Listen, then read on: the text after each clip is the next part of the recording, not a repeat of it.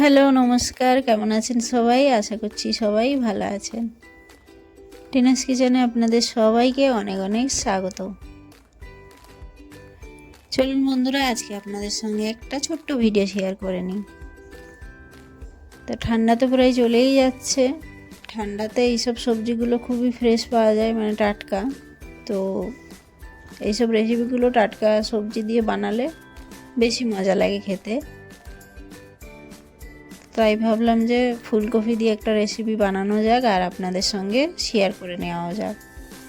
তা আমি আজকে ফুলকপি দিয়ে কোফতা বানালাম, সেইটা আপনাদের সঙ্গে শেয়ার করতে এলাম। কিভাবে বানালাম কোফতাটা, আপনারা যদি না বানিয়ে থাকেন তো একবার ট্রাই করে দেখবেন, দারুণ লাগে কিন্তু। তো প্রথমে তো ফুলকপিটাকে গ্রেট করে নিতে হবে, তারপরে ওতে পরিমাণ মতো নুন, সামান্য একটু জিরে, গোটা জিরে, আর সামান্য একটু হলদি, আর একটু কালারের জন্য রেড চিলি পাউডার, আর একটু ধনিয়া পাতা দিয়ে ওটাকে বেশ ভালো করে ম্যাশ করে নিতে হবে। অল্প মানে সামান্য সামান্য বেসন দিয়ে, মানে পরিমাণ মতো, খুব বেশি দেওয়াটাও ঠিক না, অল্প যেটুখানি আপনার প্রয়োজন সেইটুখানিই দেবেন। কারণ এটা জল দিয়ে মাখাটা হবে না, বিনা জলে মাখাটা হবে, জল দেওয়ার কোনো প্রয়োজন নেই এতে। দিয়ে বেসনটা দিয়ে বেশ ভালো করে ম্যাশ করে নিয়ে হাতে আপনার পছন্দের মতো শেপ দিয়ে দেবেন। গোল গোলও দিতে পারেন বা রাউন্ড, আপনার যেটা ভালো লাগবে সেটা। তারপরে এদিকে একটা পেস্ট বানিয়ে নেব।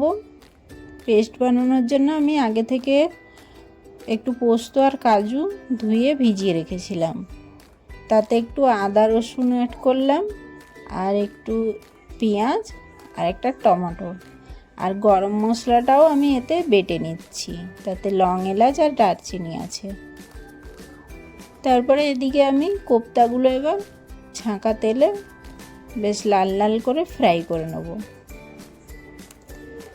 তো কোফতাটা ফ্রাই করার জন্য তেলটা বেশ গরম করে নিতে হবে, তারপরে স্লো করে কোফতাটা ফ্রাই করতে হবে, যাতে ভেতর পর্যন্ত ফ্রাই হয়ে যায়। নাহলে কী হবে, ওপরে ফ্রাই হয়ে যাবে, ভেতরে কাঁচা থেকে যাবে। তো সবসময়ের জন্য যে কোনো জিনিস ফ্রাই করার সময় লো টু মিডিয়াম আঁচে রেখে ফ্রাইটা করতে হবে, দিলে কী হবে, ভেতর থেকে ফ্রাইটাও হয়ে যাবে। নাহলে অনেক সময় দেখা যায় ওপরগুলো ফ্রাই হয়ে গেছে, ভেতরগুলো কাঁচা থেকে গেছে। তো কোফতাগুলো বেশ লাল লাল করে ফ্রাই করে নিয়ে এবার এগুলোকে আমি তুলে নেব। কত সুন্দরভাবে ফ্রাইটাও হয়ে যাবে, লাল লাল, বেশ দেখতে সুন্দরই লাগে। তারপরে এতে আমি একটা আলু অ্যাড করছি, আপনারা চাইলে নাও করতে পারেন। বাঙালি তো, মানে সবার যেমন জলে জীবন থাকে, বাঙালিদের একটু হলেও আলুতেও জীবন থাকে।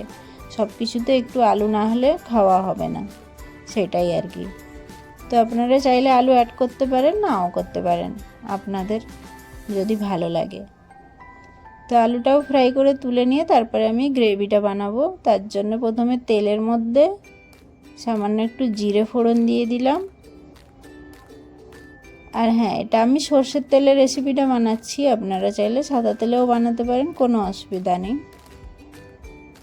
তো তারপরে মিক্সি করে রাখা মশলাটা দিয়ে ওর মধ্যে একে একে গুঁড়ো মশলাগুলো অল্প অল্প করে অ্যাড করব। তাতে আছে ধনিয়া জিরা পাউডার, আর হলদি পাউডার, পরিমাণ মতো নুন, আর সামান্য একটু রেড চিলি পাউডার কালারের জন্য। তো এটা চাইলে আপনারা ঝাল ঝালও খেতে পারেন বা হালকা ঝাল, এটা বেশি ভালো লাগবে, খুব বেশি ঝাল ভালো লাগবে না। তো এটা ভাতের সঙ্গেও ভালো লাগবে, আর রাতে ডিনারে রুটির সঙ্গেও খুব ভালো লাগবে এটা, কারণ যেহেতু এটা হালকা গ্রেভি থাকবে, তো এটা রুটির সঙ্গেও বেশ ভালো লাগবে। তো এটা বেশ ভালো করে কষিয়ে নিতে হবে মশলাটা বেশ একটু ভাজা ভাজা হয়ে গেলে তারপরে এতে আমি একটু কস্তুরি মেথি অ্যাড করলাম, তো আর সামান্য একটু চিনি। কস্তুরি মেথিটা যে কোনো গ্রেভিতে দিলে কিন্তু গ্রেভির টেস্টটা বেশ দারুণ লাগে, আপনারা একবার ট্রাই করে দেখবেন। এই ধরনের গ্রেভিতে কস্তুরি মেথিটা দিলে খুব সুন্দর একটা টেস্ট আসে। তো মশলাগুলো দিয়ে বেশ ভালো করে ভাজা ভাজা হয়ে গেলে মশলা থেকে সব তেল ছেড়ে দিলে তারপরে আমি পরিমাণ মতো জলটা দেব। তো জলটা একটু বেশি দিতে হবে, কারণ যেহেতু কোপ্তাগুলো যখন দেব কোপ্তার মধ্যে তো জলটা টানবে, তার জন্য একটু এক বাটি মানে আপনি একটু আন্দাজ মতো দেবেন যে এইটা দিলে কোপ্তাগুলো ঠিকঠাক টেনে নেবে আর আপনার যেটুখানি গ্রেভি দরকার সেইটুখানিও থাকবে। তো জলটা দিয়ে প্রথমে আমি আলুগুলো দিয়ে বয়েল করে নেবো। আলুগুলো যেহেতু ফ্রাই করা আছে বেশি বয়েল করতে লাগবে না, তাও আলুটা আগে দিয়ে একটু ফুটিয়ে নেব। আলুটা বয়েল হয়ে গেলে তারপরে আমি কোপ্তার বড়াগুলো দিয়ে দেবো, দিয়ে বেশ ভালো করে ফুটিয়ে নেব। আপনারা চাইলে এতে ঘি আর গুঁড়ো গরম মশলাও অ্যাড করতে পারেন, আমি এই দুটো দিলাম না, ওই দুটো দিলেও বেশ ভালো লাগবে। আমি গরম মশলাটা যেহেতু মিক্সি করে নিয়েছি তাই জন্য আর গুঁড়োটা অ্যাড করলাম না। দিয়ে ধনেপাতা দিয়ে নামিয়ে নিলে রেডি হয়ে যাবে ফুলকপির কোপ্তা। তো কেমন লাগলো আজকের রেসিপিটা কমেন্ট করে অবশ্যই জানাবেন।